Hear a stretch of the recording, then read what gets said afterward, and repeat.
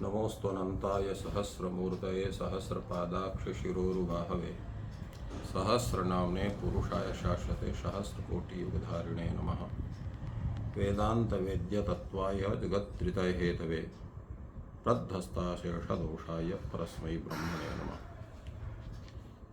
शास्त्र चर्चा इस चैनल से संबद्ध सभी विद्वद्गण, सभी जिज्ञासु छात्रवृंद, सहृदय सज्जन वृंद, आप सभी का मनुस्मृति के इस विचार परंपरा में स्वागत है।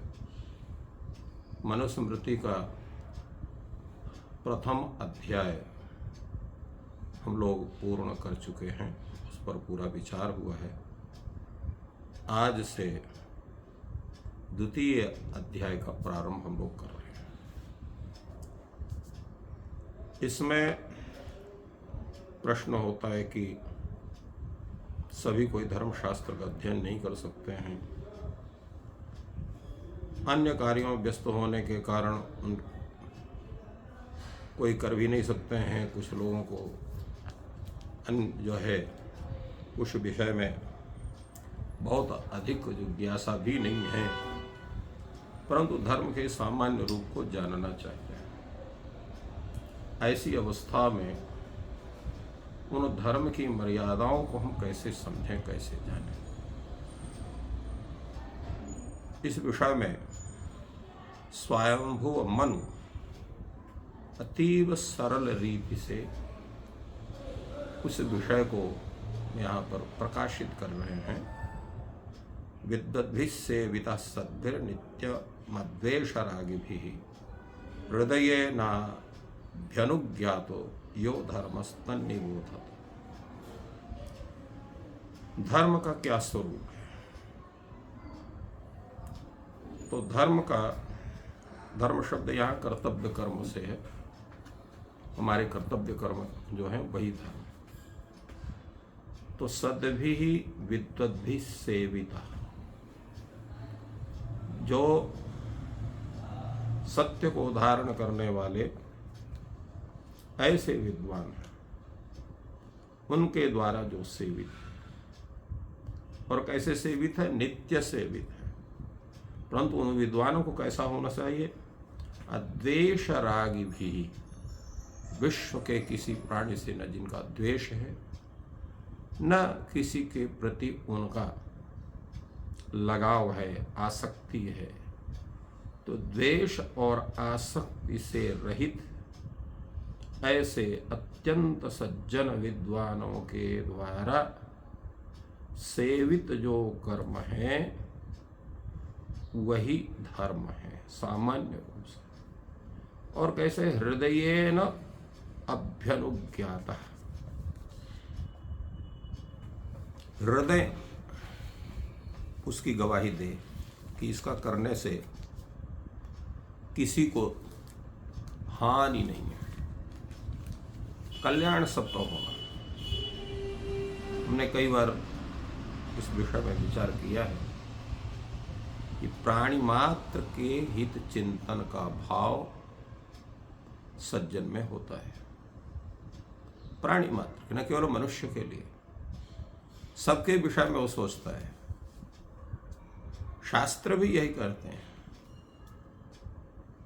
तो इसलिए शास्त्र भी उनका यही है कि जिन धर्मों का आप लोगों को पालन करना है, जिनका सेवन करना है, वह धर्म कैसा होना चाहिए। धर्म का जैसे हमने बताया कर्तव्य कर्म, उसके विषय में देखिए धर्म के दो स्वरूप हैं, एक बाह्य स्वरूप और एक आभ्यंतर स्वरूप।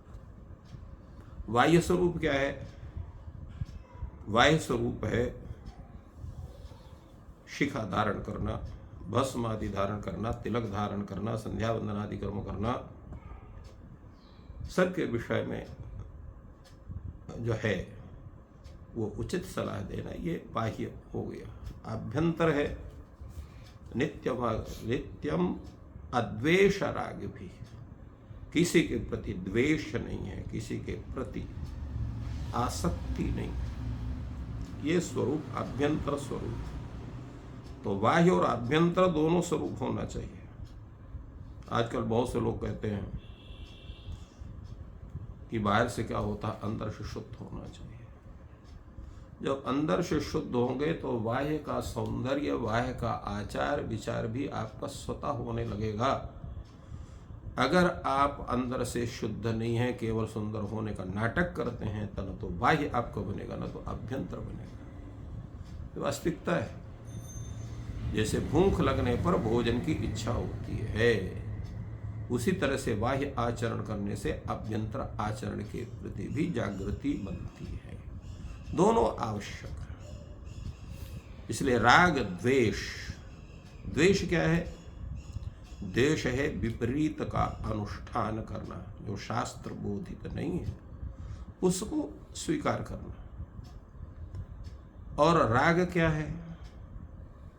राग है कि जिसके प्रति आपकी आसक्ति है, तो शास्त्र नियमों का अनदेखा करके भी उसके विषय से, उसके साथ आप खड़े होते हो। इसलिए कहा नित्यम अद्वेष राग भी।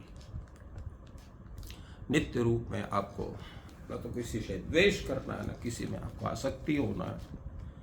एकदम शुद्ध सात्विक स्वरूप आपका होगा। तो आपके द्वारा सेवित जो कर्तव्य कर्म हैं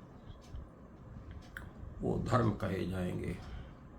इसलिए गीता में कहा है, यद्यद्याचरति श्रेष्ठ तत्तदेवे तो जना संयक्त प्रमाणं कुरुते लोकस्तदनुवर्तते। जो श्रेष्ठ सज्जन व्यक्ति हैं, जिसका आचरण करते हैं, लोक में भी उनको देख करके लोग उनकी तरह से आचरण करते हैं। इसलिए धर्म का ये स्वरूप। और बताए हृदयेन अभ्यनुज्ञाता। हृदय शब्द से यहां पर किसका लिया जाएगा? चित्त का। अनुज्ञान का मतलब क्या होता है? हृदय की प्रसन्नता। अंतर हृदय वर्ती जो बुद्धियादि है, बुद्धियादि अर्थात चित्त, उसको अंतःकरण हम कह सकते हैं। चित्त, बुद्धि, अहंकार और मन, ये अंतःकरण से। तो हृदयेन अंतःकरणेन अनुज्ञानम हृदयस्य प्रसादः, हृदय की प्रसन्नता। तो ये हृदय की प्रसन्नता है। जब हम उसके द्वारा जिसके अनुष्ठान करते हैं, उसमें हमको हृदय की से हमें उस कार्य करने से प्रसन्नता होती। प्रसन्नता उसी में होगी जिसके द्वारा किसी का अहित चिंतन नहीं होगा। कुछ कहते हैं हृदयेन वेदेन अनुभ्यज्ञाता। वेद के द्वारा जो वस्तु नियंत्रित है वही धर्म है। इसलिए कहा गया वेद प्रणीतो धर्मः अधर्मस्तद विपर्ययः। तो इस तरह से धर्म के विषय में ज्ञान सामान्य रूप से बिना शास्त्र के पढ़े हुए कैसे करना चाहिए, उसके विषय में इस श्लोक में बहुत ही सुंदर और प्रायोगिक दृष्टि से भगवान स्वयंभू मनु ने धर्म के सामान्य स्वरूप की व्याख्या की।